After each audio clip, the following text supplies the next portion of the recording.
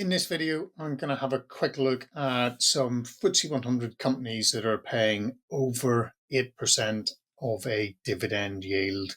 How many of them do we think there are? There are 5, and let's do a quick dive into them and see which ones are in my portfolio. But before we even go there, because a company has a large dividend yield does not mean that it's something that we want to be buying into.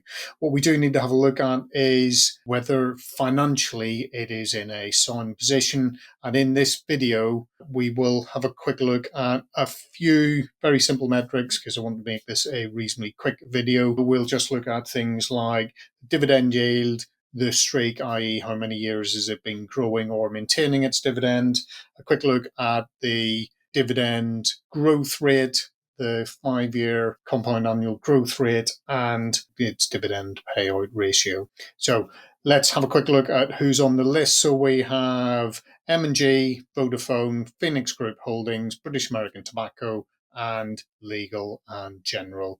So let's kick off and we will have a quick look at, we'll start at the top and we'll have a look at M&G, which has the largest payout ratio, and it's sat at payout ratio of 9.78%. It's got a streak of 3 years. It's basically a amalgamation of what was Prudential and M&G Insurance. Came together in 2017 and then floated on the London Stock Exchange in 2019. So it's only got a 3-year streak. 5-year dividend growth rate doesn't exist yet. Neither does the 5-year compound annual growth rate. And it's got a payout ratio somehow of 30%. And this sits within the diversified financials sector. Next, we'll have a quick look at Vodafone. Everybody knows Vodafone. It used to be one of the big mobile phone providers. It isn't quite as big as it used to be.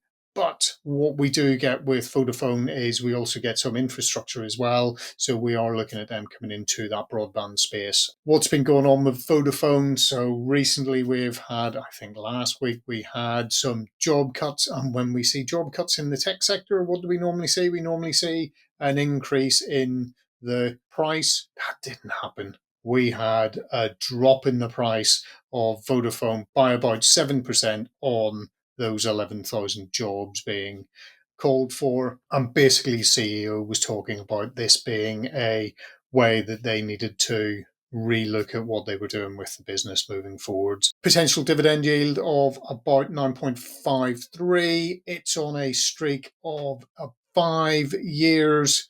It has a minus 9.8 5-year dividend growth rate and also has a minus 11.45 compound annual growth rate 5-year CAGR. On top of that, it has a payout ratio of up 27%. So that, as we know, is nicely within my envelope of that 50% is really where I want to see a company being with its payout ratio and obviously in the telecom sector. Next, coming in at third on the list is Phoenix and Phoenix Group Holdings.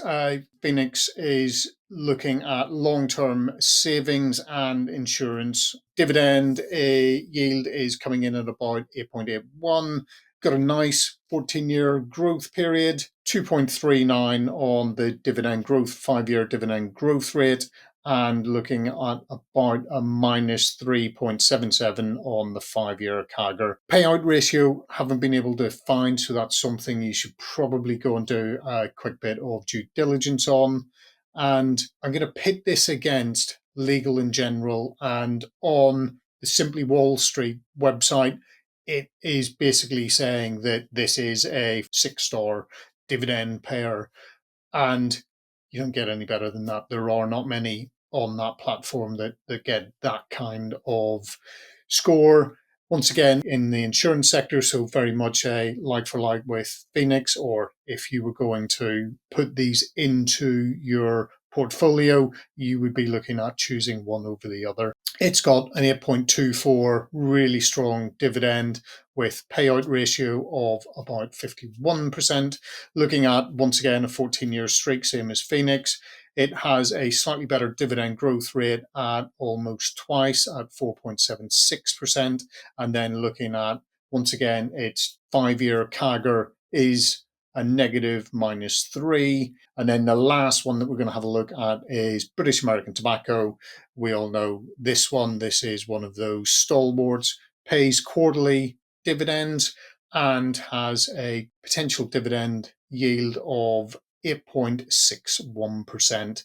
This is one of those aristocrats with 23 plus years of maintaining or growing their dividend. You'll notice that 2017 in there is a blip. That's when they changed their frequency of actually paying dividends, so that knocked that out. Growth rate, dividend growth rate of 3.41, and looking at a 5-year CAGR of 6.13.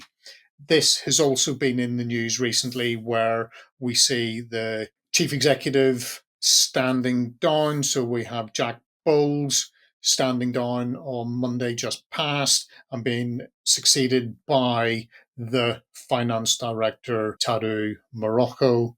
Probably butchered his name, sorry.